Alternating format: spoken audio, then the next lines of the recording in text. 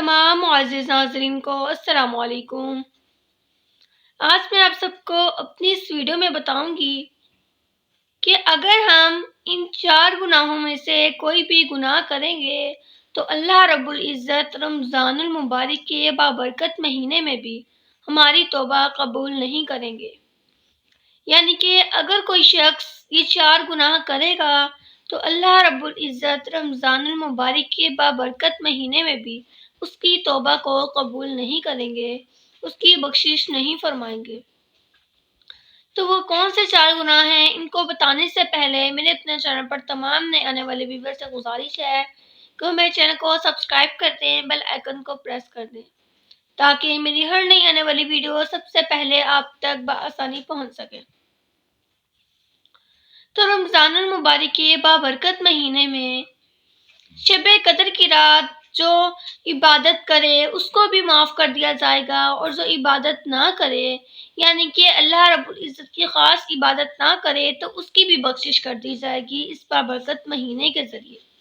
لیکن جو شخص یہ 4 گناہ کرتا ہوگا تو اس کی بخشش نہیں ہوگی۔ نمبر 1 پر ماں باپ کا نافرمان، جو ماں باپ کا نافرمان ہوگا اس کی بخشش نہیں ہوگی۔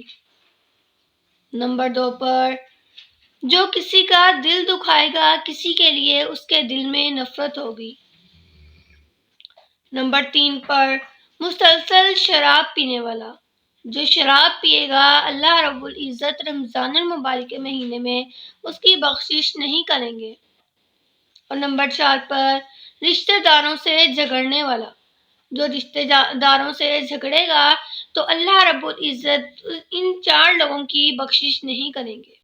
تو ہمیں چاہیے کہ ہم ان 4 کاموں سے بچیں تاکہ رمضان المبارک کے بابرکت مہینے کے ذریعے ہماری بھی بخشش ہو سکے، اور اللہ رب العزت رمضان المبارک کے بابرکت مہینے کے ذریعے ہمارے گناہوں کو معاف فرما دے۔ کیونکہ آپ صلی اللہ علیہ وآلہ وسلم نے بھی فرمایا ہے کہ جو شخص چاہتا ہے کہ اس کی عمر لمبی ہو جائے، اس کے رزق میں وسعت ہو جائے، یعنی کہ اس کے رزق میں اضافہ ہو جائے، تو اسے چاہیے کہ وہ صلہ رحمی کرے، رشتہ داروں کے ساتھ اچھا سلوک کرے، اور پھر اسی طرح ہمیشہ باوضو رہنے والا اللہ رب العزت اس کے رزق میں اضافہ کرتے ہیں۔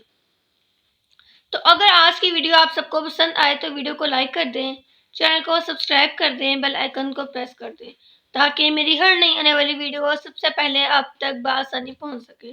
شکریہ۔